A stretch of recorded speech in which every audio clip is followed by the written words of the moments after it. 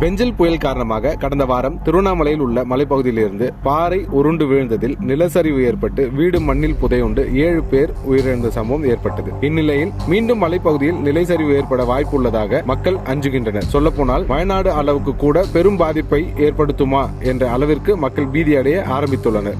இது குறித்த காணொலி ஒன்று சமூக வலைதளங்களில் வெளியாகியுள்ளது.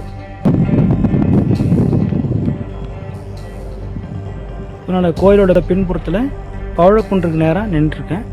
அதாவது பாதி மலை, அது அரைமலை சொல்லுவாங்க. இந்த இடம் அரைமலை சென்ட்ரலில் இருக்கேன். அதாவது மலையோட மார்பு பகுதி, அந்த பெரிய பாறை கீழே நின்றுருக்கேன் நான். இப்போது இதெல்லாம் பெரிய ராட்சச பாறைங்க. இதெல்லாம் மழையில் மேலேருந்து உருண்டு வந்துருக்கு. சென்ட்ரல் நின்றுருக்கு இப்போதைக்கு. அது கீழே பெரிய பெரிய பாறைங்க அந்த குவியில் அங்கே இருக்குது.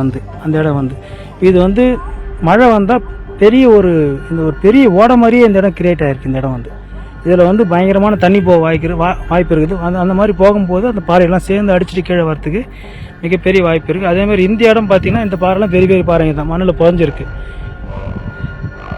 இதில் என்ன ஒரு இதுனா, அந்த மரங்கள் இருக்கவே எல்லாமே தடுத்துருக்கு. மரத்தையும் மீறி அந்த வெறியும் மீறி முடியாமல் எல்லாமே அவ்வளோ மழை பெஞ்சு போயிருக்கு.